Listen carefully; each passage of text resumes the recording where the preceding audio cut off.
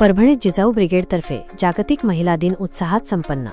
परभणी स्थानिक जिजाऊ ब्रिगेड परभणीच्या वतीने जागतिक महिला दिनानिमित्त आयोजित भव्य व्याख्यानमाला कार्यक्रम उत्साहात पार पडला. शहरातील श्री शिवाजी महाविद्यालयाच्या सांस्कृतिक सभागृहात या कार्यक्रमाचे आयोजन करण्यात आले होते. या कार्यक्रमाला मुख्य वक्त्या म्हणून छत्रपती संभाजीनगर येथील ॲडव्होकेट वैशालीताई डोळस उपस्थित होत्या. त्यांनी बहुजन समाजातील महिलांची सद्यस्थिती व उपाय या विषयावर अत्यंत प्रभावीपणे मार्गदर्शन केले. आपल्या भाषणात त्यांनी महिलांनी स्वतःच्या हक्कांसाठी जागृत होऊन समाजात सकारात्मक बदल घडवून आणण्याचे आवाहन केले. कार्यक्रमाला परभणीतील महिलांची मोठी उपस्थिती लाभली होती. जिजाऊ ब्रिगेडच्या पदाधिकारी आणि कार्यकर्त्यांनी या कार्यक्रमाच्या यशस्वीतेसाठी विशेष परिश्रम घेतले.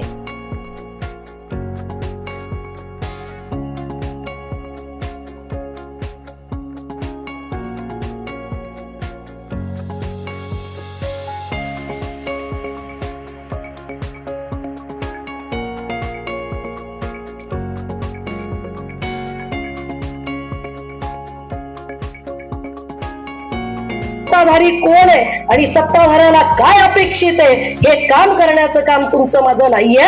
तुमचं माझं काम आहे की समाजाला काय गरज आहे आणि त्या समाजाचा प्रश्न मी निर्भीडपणे आणि खुलेआमपणे मांडला पाहिजे. आणि म्हणून आम्ही हे सांगितलं पाहिजे की छत्रपती शिवाजी महाराजांनी बनवलेले किल्ले 350 वर्षानंतर सुद्धा टिकतात. तुम्ही बनवलेला पुतळा वर्षात टिकत नाही हो. आम्हाला विचारावं लागेल ना, आम्हाला विचारावं लागेल भारत हा सार्वभौम राष्ट्र आहे तर आम्ही अमेरिकेकडे रशियाकडून तेल घ्यायचं का हे का विचारतोय. आम्हाला विचारावं लागेल ना. बायकांना हे कळलं पाहिजे ना. सध्या युद्धजन्य परिस्थिती आहे, त्या युद्धजन्य परिस्थितीवरती जिजाऊ ब्रिगेडची प्रतिक्रिया काय हे आम्हाला माहित असलं पाहिजे. मुख्यमंत्री काय म्हणतो, प्रधानमंत्री काय म्हणतो, डझंट मॅटर. आम्ही बुद्धिजीवी लोक आहोत.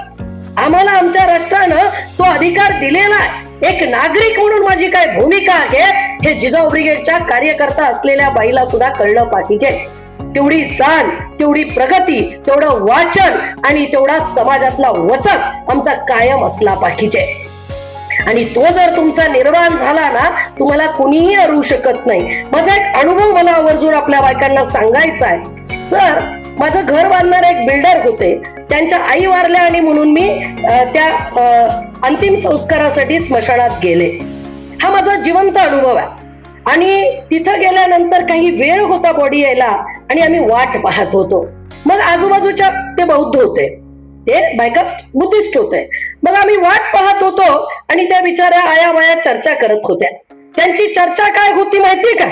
एक म्हणाली तुमचा मुलगा काय काम करतो, दुसरी म्हणाली इथे पोस्टिंग निघाली तिथं आता जॉईन झालाय, दुसरी म्हणाली तुमची मुलगी काय काम करते. अशी सगळीच्या सगळी चर्चा तिथं उपस्थित असणारी सगळी चर्चा ही शिक्षण, नोकरी, कुठं प्लेसमेंट आहेत, कुठे वॅकन्सीज आहेत, या सगळ्यावरती चर्चा चालू होती. आणि त्या बायका फार काय PhD प्राध्यापक झालेल्या नव्हत्या बरं का. त्या बिचाऱ्या कुणी झाडूवाली, कुणी हाऊसवाईफ, कुणी आपली काही छोट्या मोठ्या पदावर काम करणाऱ्या सगळ्या बायका होत्या. आणि मी शांतपणे ती चर्चा अर्धा तास ऐकत होते.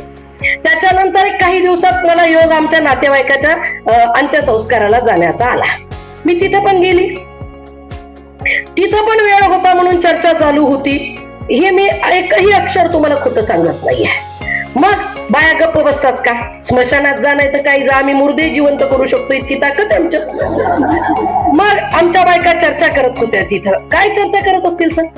मराठीचा अंत्यविधी होता बघा, माझे नातेवाईक. बायांची चर्चा होती. पितृपक्ष चालू होता. पित्र घातले का? अजून कोणता गुरु मला माहित नाही. आणि मग ते गुरुचं केलं का? बाई कडक असतंय बरं का ते. इतक्याच वाजता करावं लागतंय. आणि आमच्या औरंगाबादला म्हणजे त्या परिसरामध्ये अजून एक फॅट नवीन निघलं, 16 सोमवाराचं व्रत. मला माहित नाही ते कुठून आलं. मग 16 सोमवाराचं केलं का? उद्यापन झालं? बाई लयच कडक असतंय ग. तेवढे दिवस दम नाही निघत. अर्धा तास ह्या एवढीच भंकस करत होत्या. मला हा जाहीरपणे जिजाऊ ब्रिगेडला प्रश्न विचारायचा आहे की ह्या शेती बहुल समाजातल्या ज्या स्त्रिया आहेत, नॉट ओनली मराठा, त्याच्यात धनगर आल्या, माडी आल्या, ज्या सगळ्या शेती कृषी संस्कृतीशी निगडीत असलेल्या स्त्रियांचा समाज आहे, ज्याला ओबीसी तत्सम समाज आपण म्हणूया मराठा सखीत, या बायकांना दुसरे धंदेच नाहीयेत का?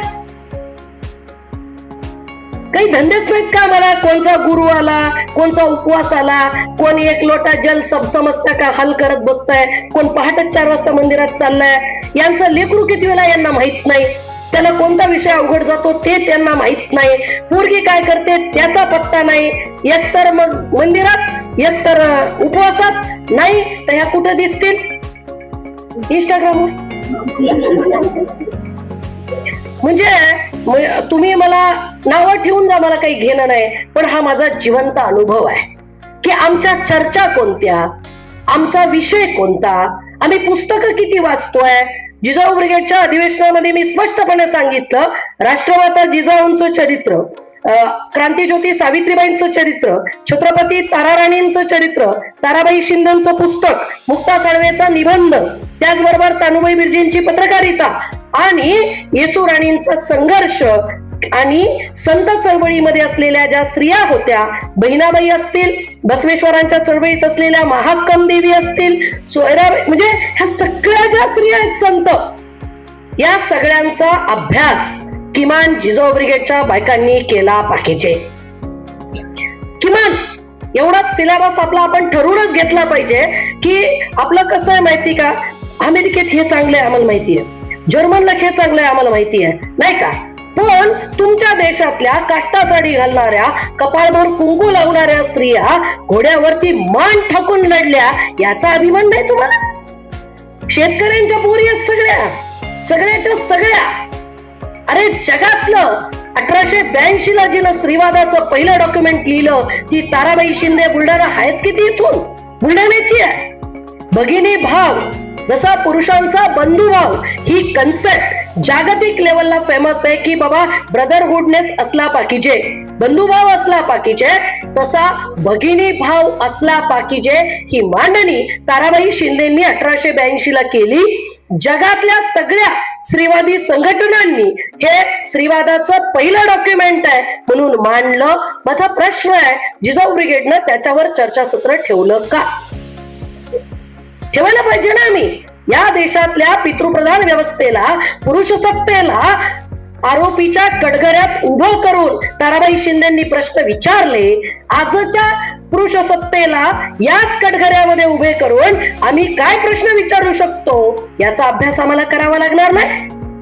आम्हाला महात्मा फुलेंच्या आणि सावित्रीबाईंच्या चिकित्सक अभ्यासातून, शिक्षणातून मुक्ता साळवेसारखी पोरगी या देशाच्या व्यवस्थेला आमचा धर्म कोणता हा प्रश्न विचारत असेल तर आम्हाला आजचं, ज्यांनी आत्ताच ताईंनी उल्लेख केला की हिंदू राष्ट्र करण्याची शेवटची संधी बिंदी म्हणणाऱ्यांना प्रश्न विचारला पाहिजे ना की हिंदू राष्ट्र तुम्ही करत आहात तर या हिंदू राष्ट्रामध्ये आम्हा स्त्रियांची पोझिशन नेमकं काय असेल, आमचा स्टेटस काय असेल.